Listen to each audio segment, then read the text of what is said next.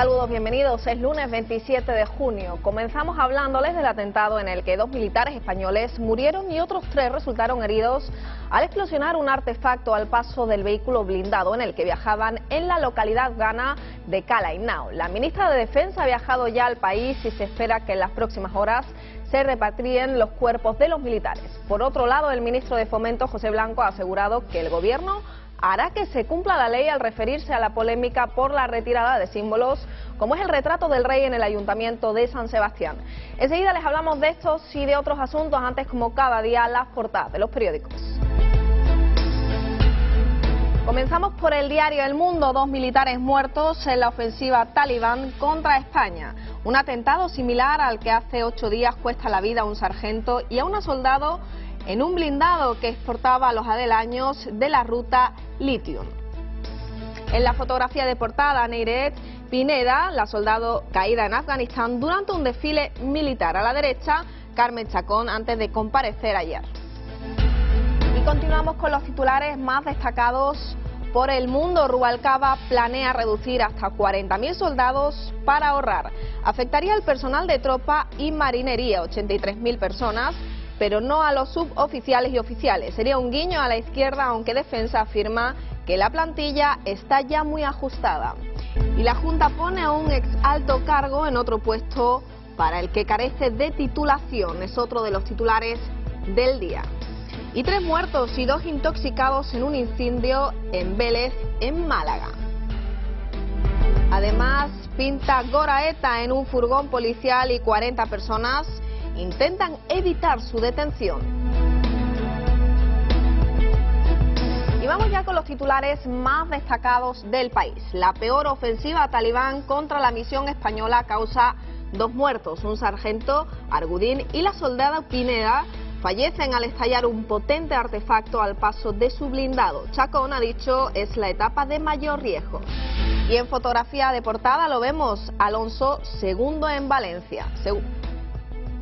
Continuamos. Aprecio mucho a El Bigotes, es cariñoso. 3 cargos de Camps tampoco ofrecen pruebas al juez del pago de los trajes. Y continuamos con más titulares. Rajoy encarga a FAES un informe que analiza la viabilidad del copago sanitario.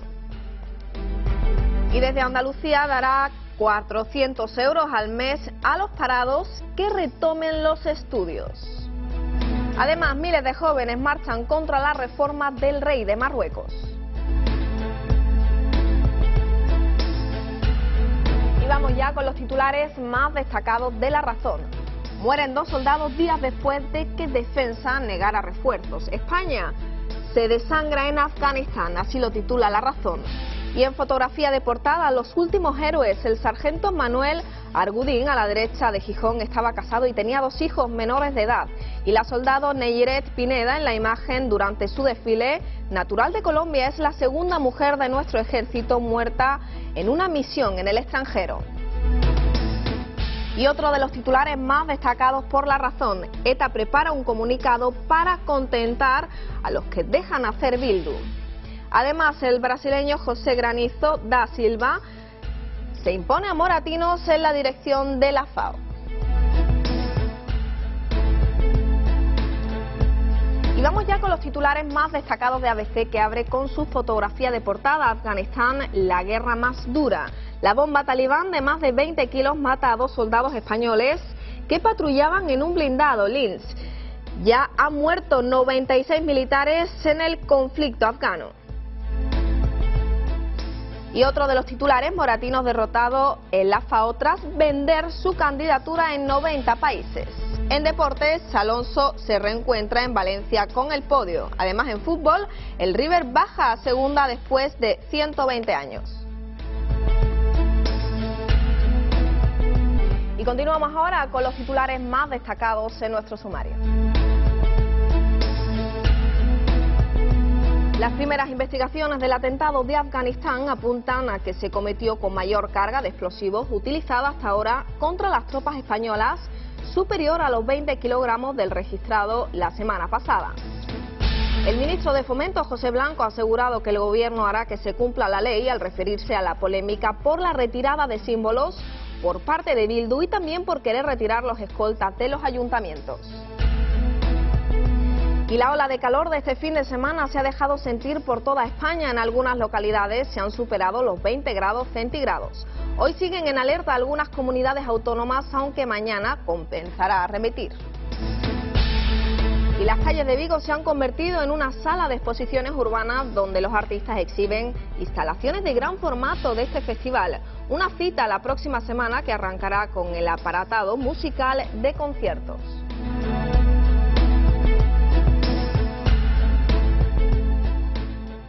Las primeras investigaciones del atentado de Afganistán apuntan a que se cometió con la mayor carga de explosivos utilizada hasta ahora contra las tropas españolas, superior a los 20 kilogramos del registrado la semana pasada. Así se ha puesto de manifiesto los mandos del contingente desplegado en Afganistán a la ministra de Defensa, Carmen Chacón. La ministra de Defensa ha asegurado que el plan de retirada de las tropas españolas en Afganistán, anunciado por el presidente del gobierno, José Luis Rodríguez Zapatero, el pasado viernes, no se acelerará por el atentado ocurrido, en la que han fallecido 2 militares y 3 han sufrido heridas, y por el que la semana pasada, entre otros 4, resultaron heridos. Y en el atentado 2 militares españoles murieron y otros 3 resultaron heridos al explosionar un artefacto al paso del vehículo blindado en el que viajaban en la localidad gana de Cala Innao. Los fallecidos son el sargento Manuel Argudín Perrino y la soldado Neyiret Pineda Marín. La ministra de Defensa ha viajado ya al país y se espera que en las próximas horas se repatrien los cuerpos de los militares. Son los 2 últimos militares españoles muertos en acto de servicio en Afganistán. Se trata del sargento Manuel Argudín Perrino, natural de Gijón, y la soldado Neyiret Pineda Marín, natural de Colombia. Una bomba con más de 20 kilos de explosivo al paso del vehículo blindado Lince en el que patrullaban a 20 kilómetros de Cala Innao ha acabado con su vida. En el atentado han resultado heridos otros 3 soldados. Se trata de Rubén Velázquez Herrera, que sufre diversas contusiones, Johnny Alirio Herrera Trejos, que tiene fracturas en las piernas y en un brazo, y Roy Villasouto, también con fracturas en las piernas. Los 5 militares pertenecen al Regimiento de Infantería Soria número 9, que tiene su sede en Fuerteventura. Antes de viajar a Afganistán, la ministra de Defensa, Carmen Chacón, ofrecía a Madrid más detalles del ataque, el segundo en 8 días que sufre el contingente español. Las primeras investigaciones indican que la carga de explosivos empleada por la insurgencia fue muy elevada. Con toda probabilidad, y según los primeros datos de que disponemos, pudo ser semejante e incluso mayor que la que explosionó el sábado 18 de junio al paso de otro vehículo blindado español. Chacón ha subrayado la dureza de la misión, que ha costado ya la vida a 96 españoles desde que comenzó el despliegue de tropas en 2002. Por desgracia, vuelve a poner en evidencia que la misión ISAF, en la que España participa junto con otros 47 países aliados, es la más dura, la más compleja y la más arriesgada de cuantas han acometido nuestras Fuerzas Armadas en las últimas décadas. La ministra ha insistido en que la retirada definitiva de Afganistán tendrá lugar en 2014.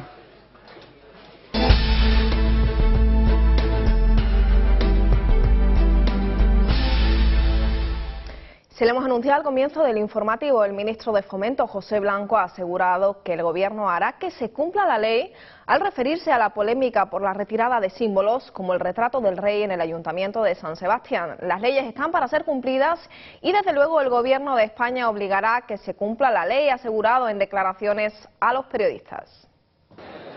A la polémica suscitada por la retirada del retrato del rey del Salón de Plenos del Ayuntamiento de San Sebastián se une hoy el planteamiento de Bildu de poner sobre la mesa la reducción de la presencia del Ejército y de las fuerzas y cuerpos de seguridad del Estado en el País Vasco. En declaraciones a los periodistas en A Coruña, el ministro de Fomento, José Blanco, ofrecía la respuesta del Ejecutivo ante la controversia por la retirada de símbolos. Mire, he de decir con toda claridad, con toda cordialidad, pero para que me entienda todo el mundo, las leyes están para ser cumplidas y desde luego el Gobierno de España obligará a que se cumpla la ley. Y en este sentido hay que cumplir con lo que está previsto en nuestra ley y desde luego el Gobierno hará que se cumpla la ley. Y desde el PP, la vicesecretaria general, Ana Mato, volvía a instar al Gobierno a trabajar para que Bildu salga de las instituciones. El Gobierno tiene también la obligación de seguir recopilando pruebas que hagan posible que Bildu deje de estar en las instituciones. Hemos aprobado una ley de partidos políticos que así lo permite y, por tanto, nuestro partido va a seguir instando al Gobierno a que recopile las pruebas necesarias que demuestren, para nosotros ya está demostrado, que Bildu no debe estar presidiendo ninguna institución en España. Bildu ha criticado que se busque la crispación con la decisión del alcalde de Donostiarra, Juan Carlos Izaguirre, ya que en muchos ayuntamientos vascos nunca ha habido una foto de don Juan Carlos. Y el presidente del Gobierno, José Luis Rodríguez Zapatero, utilizará su último debate del Estado de la Nación para hacer un llamamiento a la responsabilidad colectiva de los partidos, comunidades autónomas, ayuntamientos y agentes sociales para la difícil tarea de la recuperación económica y la creación sostenida de empleo, según avanzó él mismo el pasado viernes en rueda de prensa en Bruselas. Zapatero afronta su sexto y último debate como presidente del Gobierno en el peor de los escenarios desde 2004, con una economía en crisis, turbulencias de los mercados que están afectando a la deuda soberana española, arduas negociaciones parlamentarias para recabar apoyos y una reciente debacle electoral del PSOE en las municipales y autonómicas que ha dado alas al Partido Popular para seguir reclamando un adelanto electoral. Con este panorama, el jefe del Ejecutivo quiere centrar su discurso inicial en la situación económica, la estabilidad financiera y las reformas que están en marcha y en ningún caso convertir su intervención en una suerte de discurso de despedida. Y desde Andalucía, el vicesecretario general del Partido Popular Andaluz, Ricardo Tarno, ha denunciado las becas trampa que ha anunciado la consejera de la Presidencia, Mar Moreno, como una de las propuestas estrella que llevará el presidente Griñán al debate del Estado de la Comunidad que se celebra esta semana en el Parlamento andaluz. Y tuvo un gran éxito. Tarno consideró una vergüenza y un fraude la osadía del gobierno de Griñán al pretender vender como novedades las ayudas que ya se han intentado poner en marcha con idéntico objetivo bajo otros epígrafes y que no ha conseguido elevar los niveles educativos de los alumnos andaluces ni han dado la vuelta a las cifras de abandono o absentismo escolar. Tarno acusó a Mar Moreno de convertirse en la portavoz del fraude cada vez más palpable en el que se ha convertido el gobierno de Griñán. Por eso pidió a la dirigente socialista que, por respeto a la sociedad española que está pasando esta crisis, cómo puede dejar de frivolizar con anuncios que ya no tienen ninguna credibilidad.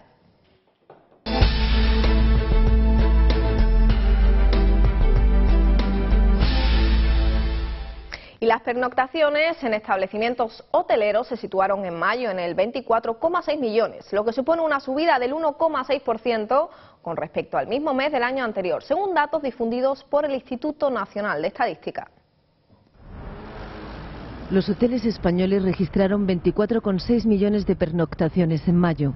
Esta cifra supone un aumento del 1,6% respecto al mismo mes de 2010, mientras que los precios bajaron un 0,5%. Así lo revelan los datos difundidos hoy por el Instituto Nacional de Estadística. Este tirón de las pernoctaciones se debió al comportamiento de los turistas extranjeros, que elevaron un 9,3% sus estancias en estos establecimientos, ya que las noches en hoteles de los turistas españoles cayeron un 10,6%. Los viajeros procedentes de Alemania y Reino Unido siguen representando los principales mercados, con más de un 25% del total. Eso sí, la estancia media se situó en mayo en 3,2 pernoctaciones por viajero, lo que representa un aumento del 2,5% respecto a 2010.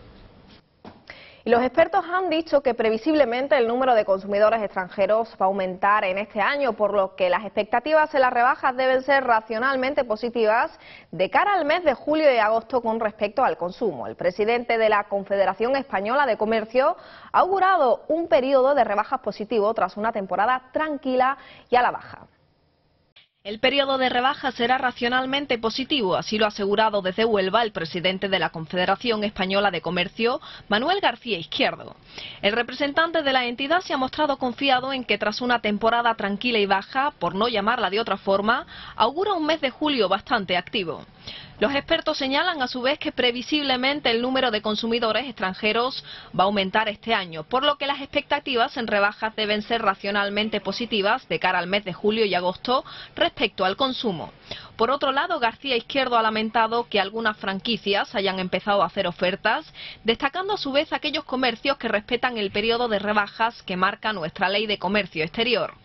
En algunas ciudades como Huelva, estas franquicias, cuando se adelantan, se denuncian abriéndose tras ello expedientes sancionadores.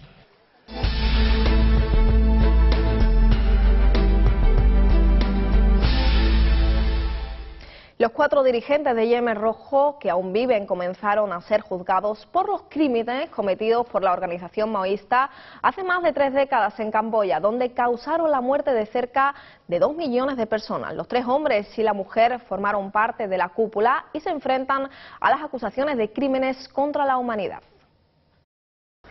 Los presuntos cerebros del holocausto camboyano en el banquillo. Los 4 dirigentes del Khmer Rojo que aún siguen con vida se enfrentan en Camboya a las acusaciones de crímenes contra la humanidad, crímenes de guerra, homicidio y genocidio. Khieu Sapham era el presidente del gobierno establecido por la organización maoísta. Nuon Chea, ideólogo a la sombra del líder supremo Pol Pot. Ieng Sary dirigió el Ministerio de Exteriores y su mujer, Ieng Thirith, fue titular de Asuntos Sociales.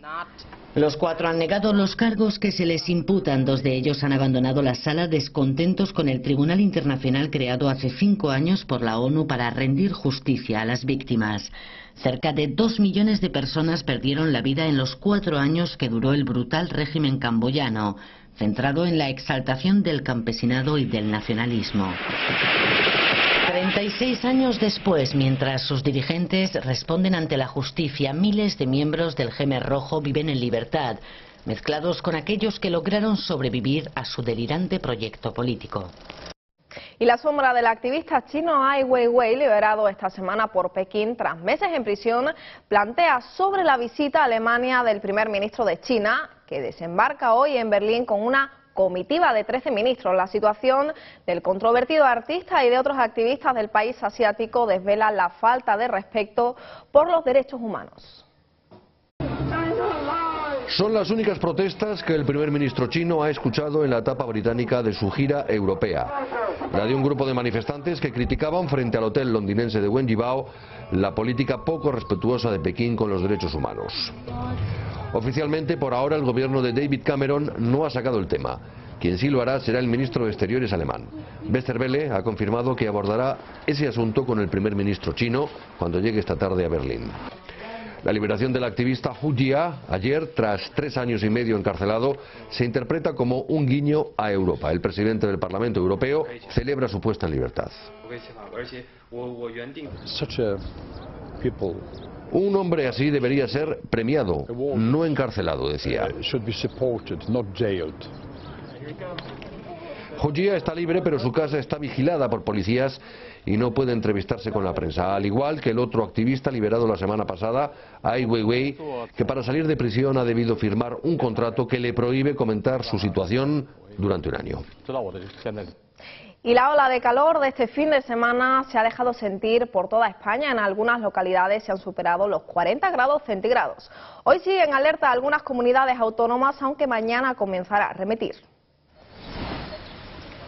En concreto, 15 provincias se encuentran en alerta naranja, lo que significa que su población debe limitar determinadas actividades para afrontar los peligros del sol. Las temperaturas máximas se darán hoy en Sevilla y en Córdoba, donde los termómetros podrían llegar a marcar los 40 grados. Y conocemos ahora el tiempo para las próximas horas.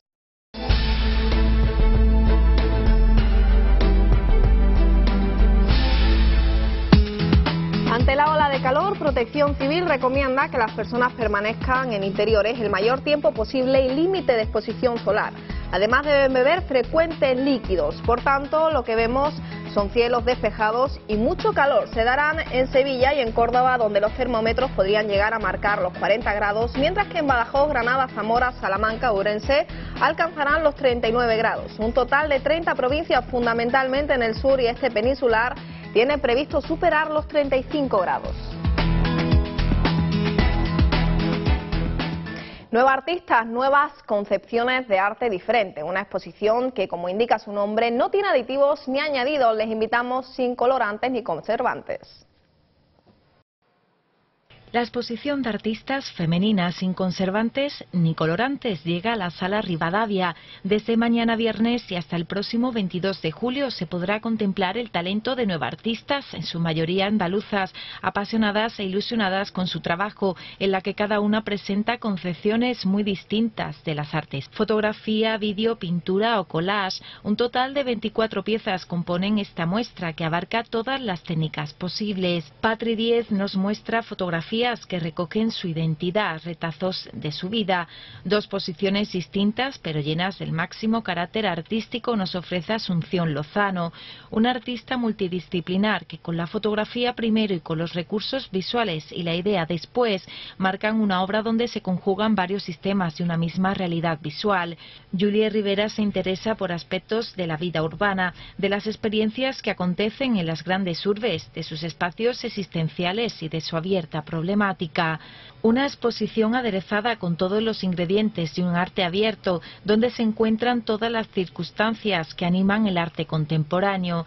Las autoras, adscritas a los más amplios desarrollos estéticos, manifiestan compromisos contundentes de una plástica en abierta expansión, pero además muestran particulares desenlaces que subyacen de un proceso creativo de la más absoluta pureza. En definitiva, libres de conservantes ni colorantes. Y las calles de Vigo se han convertido en una sala de exposiciones urbanas donde los artistas exhiben instalaciones de gran formato con motivo del Festival de Vigo Transforma, que la próxima semana arrancará en el aparatado musical de conciertos destacados como los de Modis, Jan Tiersen o Vetusta Morla. Las calles de Vigo se han convertido en una sala de exposiciones urbana donde los artistas exhiben instalaciones de gran formato con motivo del Festival Vigo Transforma.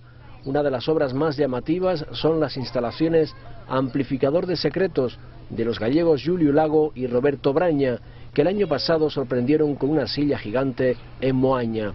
Amplificador de Secretos reproduce en tamaño gigante el clásico artilugio infantil de dos vasos de yogur unidos por un hilo a modo de teléfono.